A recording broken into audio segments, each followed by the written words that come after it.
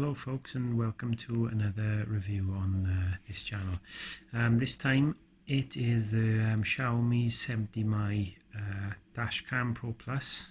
I recently did a video on the 70mai Pro, and this is the upgraded version, the Pro Plus, which has the GPS module already attached. So let's take a look, see what's inside the box, and we'll get into it.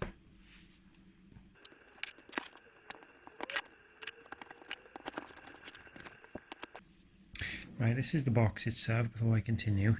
And on the side of the box is claiming it's got 2.7K ultra high definition video. It's app enabled. There's an app that you can download for it. It's got HDR and it's got built-in Wi-Fi. It says the same on both sides.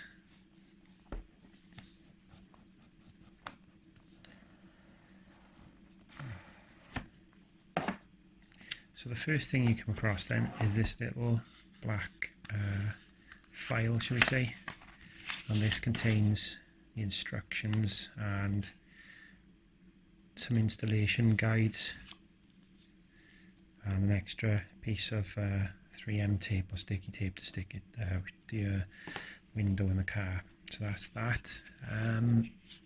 Taking a brief look at the translation in here. Yeah, it's written in pretty good English, so it's not that difficult to read, in fairness. And then there's the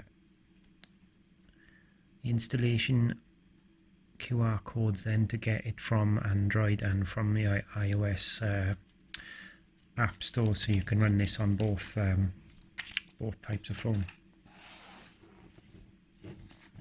Here's the camera itself, very similar to the Pro camera from one sense.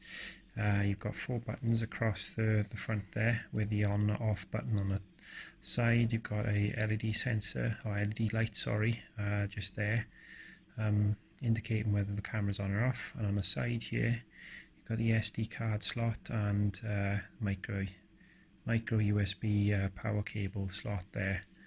Difference on this camera is GPS modules built in, so you haven't got to add in that additional GPS module.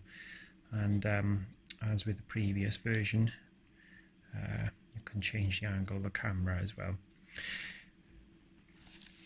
This has got the same, well, a similar Sony IMX sensor, or the old version I should say has got the IMX, and they call this one the IMX, so it is an upgrade, and there's a dual core processor in here, so this one allegedly runs a little bit faster.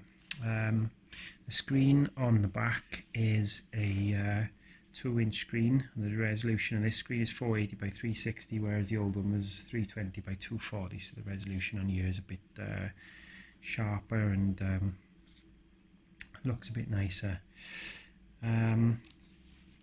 Also then, let's have a look what else we get in the box.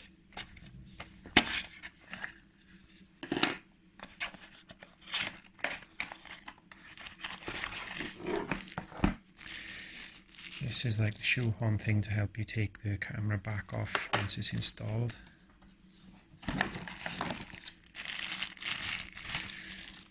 Comes with a cable, micro USB or USB 2, attaches the camera side to a USB port then.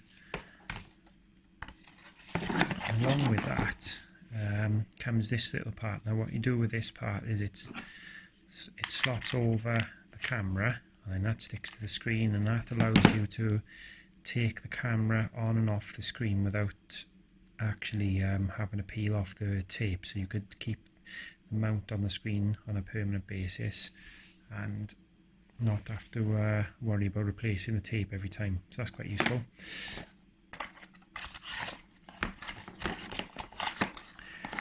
And the last thing I'd expect to find in here then, bear with me while I find the box.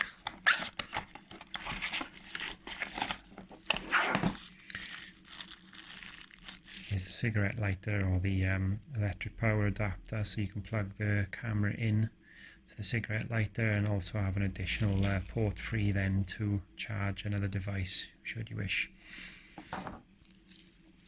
So there we are, that's what comes in the box. Altogether, the instructions and everything else.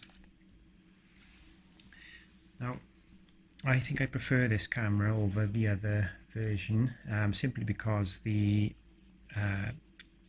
GPS module is included. I found one of these on Amazon for $89.99, so it's approximately 10 or 12 pound more expensive than the other version, but then you've got to buy the GPS module separately. So I think that this is more value for money, it's cheaper in that sense. Benefits of having the GPS module included in this is quite numerous. You can it's got features on it since like lane departure warnings and collision warning. It also displays it's got a feature where it displays the speed of the car on the screen, which may come into play in the collision, as in the speed of your car, and you can choose to turn that on or off. It's got voice control as well, like you can ask it, tell it to take pictures or record video, and it's got a surveillance mode which you can activate. There's also a hardwire kit that you can buy from this company, which allows you to connect this directly into the car, and you can activate the surveillance mode then. Now it's got a 500 milliamp hour battery, a LiPo battery, so I think you can activate surveillance mode anyway, but you can have it running on a continuous loop. The only issue being then is the car battery itself depleting, but I'm sure there's ways of working around that. All in all, I think this is a pretty good value for money with the camera. I like its features, I like its design, the way it's shaped is certainly better value than some of the next-based cameras that are out there.